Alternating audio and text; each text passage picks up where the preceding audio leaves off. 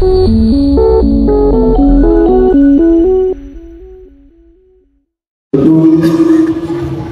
kita tak henti-hentinya mengucapkan rasa syukur kepada Allah Subhanahu wa Ta'ala atas ribu nikmat yang dipinjamkan kepada kita semua, sehingga pada kesempatan hari ini kita sempat menjalankan kewajiban kita sebagai kaum laki-laki muslim untuk melaksanakan salat Jumat secara berjamaah.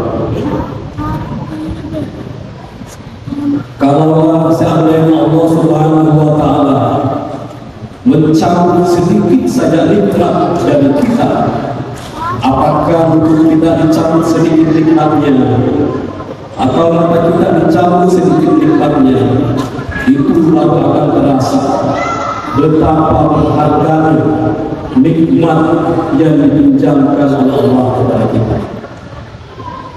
Kadang kita tidak rasakan apabila gigi tidak normal, kita tidak rasakan bahwa gigi yang normal itu, gigi yang sehat itu adalah nikmat.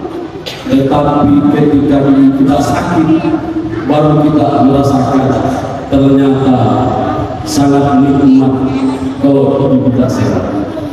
Mari kita senantiasa syukuri itu dengan cara mengucapkan syukur alhamdulillah kepada Allah.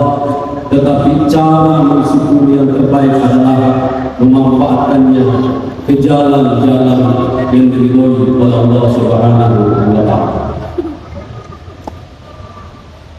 Yang kedua, marilah kita bersalawat kepada Rasulullah sallallahu alaihi wasallam. Allahumma shalli alaihi.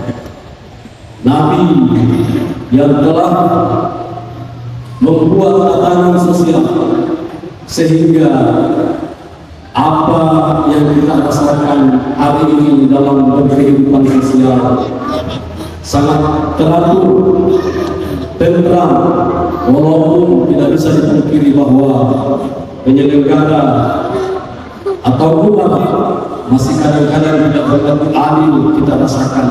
Namun setidaknya kita hidup bermasyarakat tidak lagi yang kuat memakan yang lemah, yang pintar membodohi yang tidak pintar.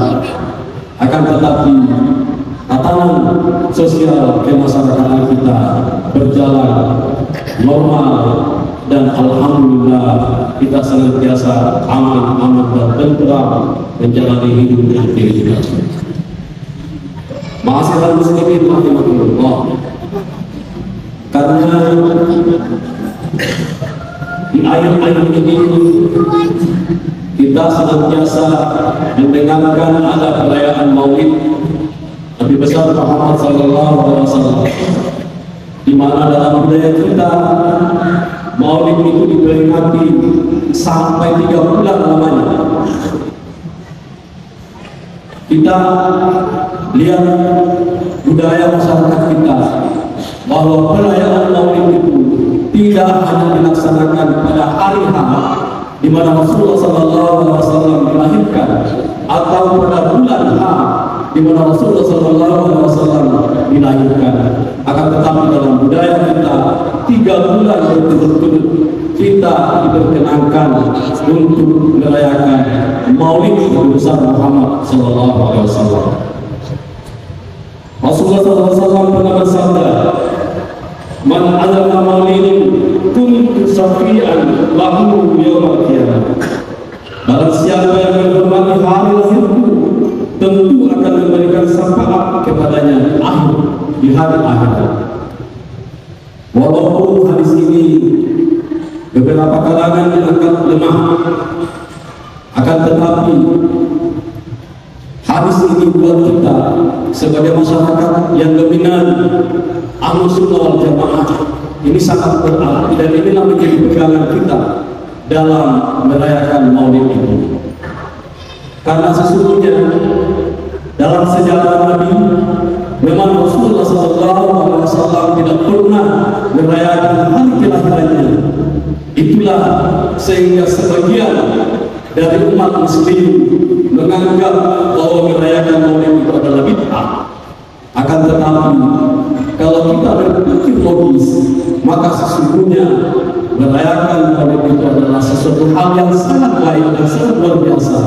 Karena dari situlah kita punya momentum untuk mengenal kembali Nabi atau Rasulullah Sallallahu Alaihi Wasallam.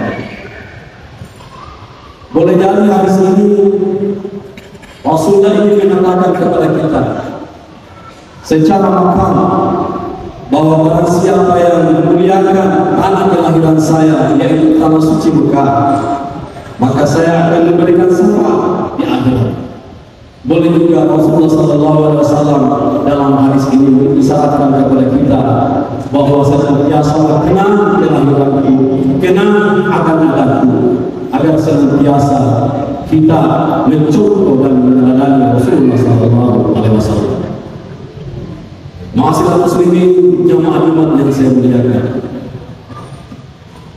dalam mengambil sunnah Rasulullah SAW ada 3 cara, yaitu secara takririah atau persetujuan Rasulullah, ada secara fi'liyah perbuatan Rasulullah, dan ada secara qauliyah yaitu perkataan Rasulullah. Dan itu adalah semua sunnah yang ketika kita melaksanakannya kita akan diganjar pahala Allah Subhanahu wa taala. Nah, pada saat kita memperingati Maulid, yang kita kehendaki itu adalah bagaimana kita menanamkan sejarah kehidupan Rasulullah kepada anak-anak kita yang kelak akan kita tinggalkan. Alangkah sedihnya kita, alangkah naifnya kita kalau kita meninggalkan generasi kita di belakang kita sudah tidak lagi mengenal Rasulullah Sallallahu Alaihi Wasallam, Nabi kita. Coba tanya anak-anak kita seberapa mengenal Rasulullah Sallallahu Alaihi Wasallam ketimbang Ibnu Upi, ketimbang Bobo, atau ketimbang Blackpink, ya? Karena kenapa? Kalau kita tidak mengajarkan anak-anak kita sejarah Rasulullah Sallallahu Alaihi Wasallam di rumah, kita tidak bisa berharap banyak di sekolah.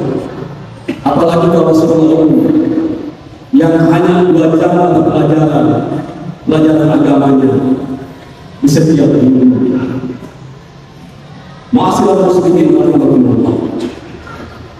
Sesungguhnya sejarah Rasulullah itu adalah merupakan penegakan hukum ilmiah bahwa apa yang dilakukan Rasulullah ketika dia hidup, sejak dia kanak-kanak sampai dia wafat, dan kita teladani, sesungguhnya itu adalah sunnah yang bisa kita lakukan. Kita mulai dari awal kelahiran Rasulullah SAW. Ternyata Rasulullah SAW di usia 2 tahun dia sudah mulai belajar mengenal kami atau merubah. Kalau di sini kami, kalau di PKD sampai umur 7 tahun. Jadi Rasulullah SAW itu berpelihara atau beternak domba di usia 2 tahun sampai usia 7 tahun. Ada yang mengatakan sampai usia 9 tahun. Ada perselisihan ulama di sini. Ada yang mengatakan sampai 7 tahun, ada yang mengatakan sampai 5 tahun. Ya kita ambil sampai 9 tahun.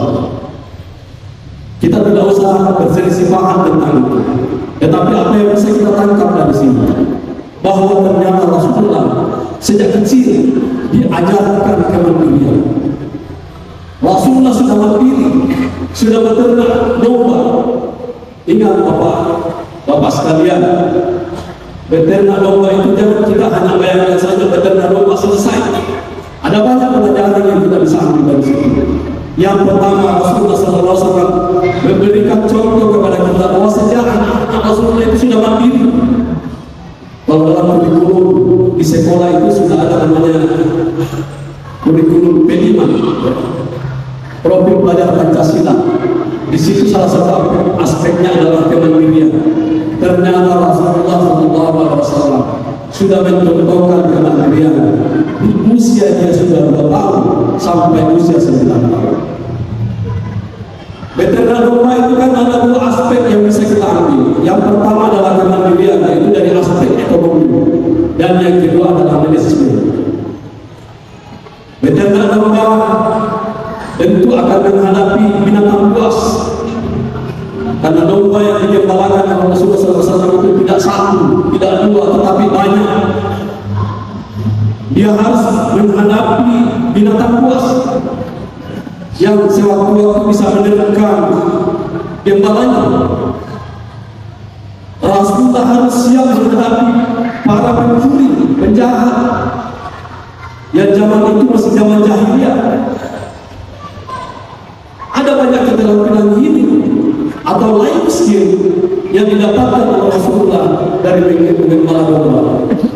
Jadi jangan sekedar kita mendengarkan sejarah Rasulullah sebagai penggembala domba saja, tetapi mari tarik pelajaran-pelajaran yang ada di dalamnya untuk kehidupan kita dalam menjalani hidup dan kehidupan ini. Yang kedua, Rasulullah SAW setelah remaja di usia 9 tahun, atau ada ulama lain yang mengatakan di usia 12 tahun, dia sudah mulai berniaga, berdagang. Kemana? Ke negeri Sam, sekarang Syria. Jadi Rasulullah SAW sudah menjadi eksportir, bahasa kita itu ekspor. Dia sudah menjadi seorang eksportir di usia remaja. Betapa mandirinya Rasulullah SAW. Ketika kita mempelajari sejarah Rasulullah SAW bahwa dia adalah sebagai seorang bisnismen atau seorang eksportir, itu berarti apa? Ada banyak pelajaran yang kita bisa ambil dari situ. Tentu yang pertama kemandirian lagi, yang kedua manajemen. Karena tidak mungkin seseorang bisa berdagang sampai ke luar negeri kalau dia tidak memahami manajemen. Yang kedua ilmu komunikasi. Tidak mungkin seorang remaja yang harus berdagang ke luar negeri tidak memahami ilmu komunikasi, memahami kebinekaan global. Kalau dalam pelajaran anak sekolah sekarang, salah satu aspek dari program pelajaran Pancasila itu adalah kebinekaan. Kebinekaan global. Rasulullah sudah mempelajari kebinekaan global. Jadi Rasulullah SAW sudah menjadi seorang pemuda yang tangguh, pemuda yang hebat, pemuda yang sukses ketika dia muda pada waktu itu. Rasulullah pada waktu itu tentu belum menjadi nabi dan rasul, karena beliau akan menjadi nabi dan rasul di usia 40 tahun. Nah, dari sini seharusnya menjadi pelajaran buat kita bahwa anak-anak muda kita, anak-anak kita yang sudah remaja, memang sudah harus diajari tentang kemandirian, diajari cara berkomunikasi, dan diajari memahami budaya-budaya orang lain. Suatu ketika Rasulullah SAW di depannya ada seorang anak kecil. Lalu di depan anak kecil itu ada satu cerek, yang kalau disebut cerek, tempat air. Rasulullah SAW ingin mengambil tempat air tersebut. Apa yang dilakukan oleh Rasulullah? Dia permisi sama anak itu. Nah, permisi ya, saya mau ambil tempat air. Betapa Rasulullah SAW pada waktu itu sangat menghargai walaupun itu anak kecil. Dia memahami ilmu komunikasi.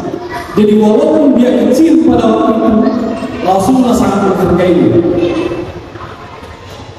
Dalam budaya kita, alhamdulillah, di Mandar ini kita saling menghargai. Kalau kita lewat di depan orang tua, kalau bahasa Mandarnya Betawi, mudah-mudahan budaya ini tetap berlanjut, karena ternyata itu adalah contoh yang dicontohkan oleh Rasulullah SAW. Bagaimana walaupun dia kecil, walaupun dia anak-anak, kita harus menghargainya. Apalagi yang dewasa, apalagi yang lebih tua dari kita. Karena kadang-kadang kan ini yang hilang dari kita, saling menghargai. Sifat lagi kita tahu. Ini yang hilang dari kita tadi. Ya, jangan pilih si A, si kampung itu, kita ini, akhirnya kesehatan di desanya tidak ada yang terpilih anggota legislatif DPR. Kenapa si kampungnya sendiri tidak ini? Kenapa mereka tidak saling menghargai kampung itu? Bayangkan, jangan dipilih si A. Kenapa? Saya tahu sebab-sebabnya. Ini satu tidak menghargai namanya. Padahal kalau kita mencontoh Rasulullah SAW, anak kecil pun dia hargai. Maka kita wajib dalam kehidupan kita. Masa Allah betapa indahnya masyarakat kita. Ma'asyiral muslimin warahmatullahi. Yang ketiga, karena waktu yang diberikan hanya 15 menit, saya sudah berbicara 10 menit. Saya ingin menyampaikan kepada kita bahwa Rasulullah itu adalah seorang pemuda yang sukses. Dia mempersembahkan mahar kepada orang yang dia cintai, 20 ekor unta maharnya. Berarti Rasulullah pada waktu itu sejahtera. Kalau dinilai 20 ekor unta saat ini itu nilainya 1,3 miliar. Jadi saya berharap kepada kita, para pemuda, para remaja, mari kita tanamkan kemandirian dalam kita, sehingga kita mempersembahkan yang terbaik terhadap orang-orang yang kita cintai. Jangan hanya main game saja, HP saja kita pegang, tidak pernah berpikir bagaimana masa depan kita ke depan. Ingat, kita senantiasa melarang orang bermain judi. Judi itu haram, judi itu tidak baik. Tetapi kadang-kadang dalam hidup ini kita bermain judi dengan kehidupan kita. Di WTO dari sana, ini namanya berjuang. Ini kita bermain judi terhadap kehidupan kita, dan ini tidak dibenarkan. Dan ini seharusnya yang paling dilarang. Selain hanya berjudi saja, kalau berjudi saja kan efeknya cuma sedikit. Tetapi kalau kita berjudi terhadap kehidupan kita, di WTO kita, pokoknya nama juga menjadi caleg. Di belakang kita ini main judi namanya. Dan ini seharusnya lebih dilarang daripada main domino, main apa. Karena kenapa ini lebih berbahaya. Ma'asyiral muslimin rahimahullah. Apa yang ingin saya sampaikan pada kesempatan ini? Sesungguhnya hanyalah ingin agar supaya maulid yang kita rayakan setiap hari di masyarakat kita itu punya makna, punya nilai, punya bekas di dalam hati kita. Itulah sebabnya saya mencoba mengangkat tadi cerita di mana Rasulullah SAW sejak dia kanak-kanak dia menjadi pengembala, kemudian remaja menjadi pebisnis yang hebat, dan ketika dia ingin menikah dia bisa mempersembahkan mahar yang cukup besar kepada orang yang dia cintainya, agar supaya kita termotivasi. Jangan lagi ada dalam pikiran kita bahwa Rasulullah itu miskin, Rasulullah itu bodoh, sehingga kita bermalas-malasan juga, tidak mau belajar, tidak mau bekerja. Padahal Nabi kita yang maulidnya senantiasa kita pelihara, yang maulidnya senantiasa kita rayakan, ternyata banyak kisah-kisah yang tidak terungkap ke permukaan hanya karena ketika maulid kita lebih fokus merampas telur, merampas songkol daripada mendengarkan hikmah ceramah yang dibawakan oleh pembawa ceramah. Oleh karena itu, mulai saat ini ketika kita mendengarkan hikmah maulid, mari kita simak baik-baik, kita dalami baik-baik, sehingga dalam hidup dan kehidupan kita bisa mencontoh Rasulullah SAW, baik dari segi takribiyah, fi'liyah maupun qauliyah. Barakallahu wa nafa'ani wa iyyakum bima fihi min zikril hakim. Aku qul ya astaghfirullah